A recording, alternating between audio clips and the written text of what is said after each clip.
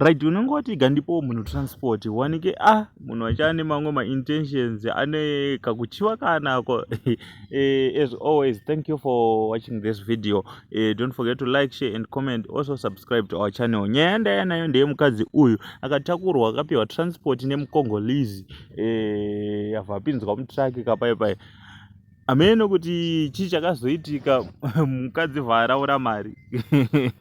Guys, zvinhu zvinonyadzisa kudaro muZimbabwean lady avabachi mari akaba mari kudai so munhu ndofunga muCongolese we akutsvaga mari yake andofunga ngamira ida kutenga something.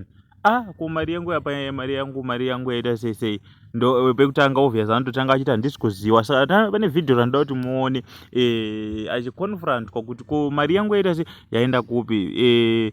Zvinhu zvinongonyadzisa. Mari akazoburitsa zvake. Saka da kuti muone video achiburitsa mari achinzi no wangoitorirei iyo ndakokupa transport chete. Saka watch this video.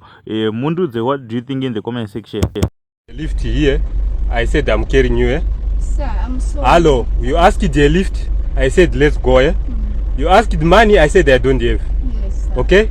I travel with you from there, I didn't talk with you. I'm sorry. Now I'm going out, you are taking my money. I'm sorry, sir. Give me back my money. I'm sorry. Why did you take my money? Sorry, sir. Why did you take my money? Why? Sorry, sir. Why did you take my money? I'm sorry. Why did you take my money? I'm sorry. Yeah? I'm sorry, sir. Why did you take my money? I'm sorry. How much is this one? How much is this? Sir. I'm sorry. How much is this? Please. So you are a thief here. I'm sorry, sir. I'm carrying you for free and then you want to be a thief. Sir, I'm sorry, Yeah? please. You. Sir, I'm Utek. sorry. Fuck you.